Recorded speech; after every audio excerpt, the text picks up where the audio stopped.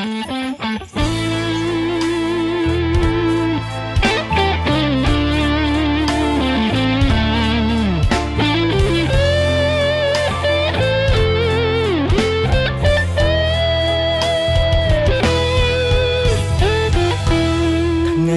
នេះសង្សារខ្ញុំការនឹងគេ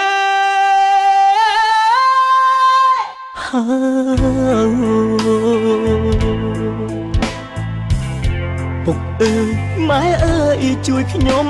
បានទេព្រោះកូនកំឡោមិនមែនខ្ញុំទេគឺជារូបគេអ្នកមានទ្រព្យស្ដុកស្ដំបងមានចិត្តស្មងបានត្រឹមធ្វើសសាគេមានដុល្លារបានអូនធ្វើប្រ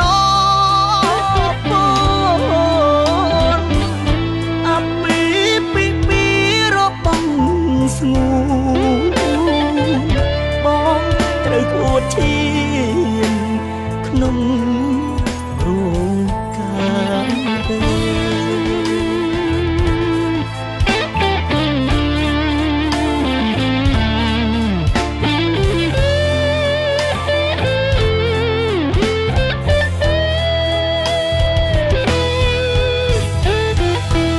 ថ្ងៃនេះសង្សារខ្ញុំការនឹងគេ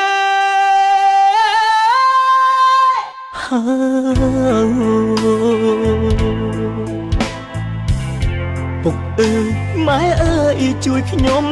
បានទេព្រោះកូនកំឡោមិនមែនខ្ញុំទេគឺជារូបគេអ្នកមានទ្រព្យស្ដុកស្ដំបងមាន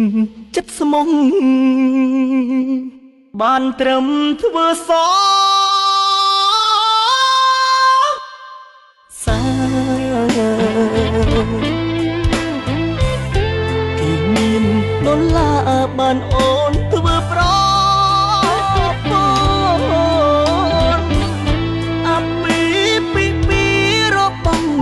ស្ងួនបងត្រូវអួតឈាមក្នុងរោងការ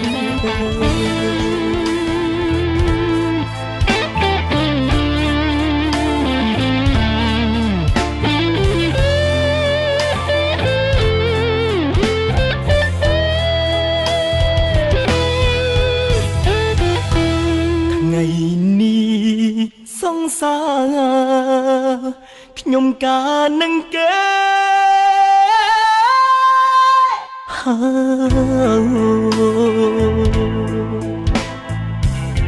ពុកអើយម៉ែអើយជួយខ្ញុំបានទេព្រោះកូនកំឡោមិនមែនខ្ញុំទេគឺជារូបគេ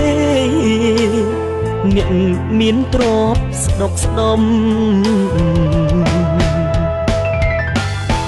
បងមានចិត្តស្មងបានត្រឹមធ្វើស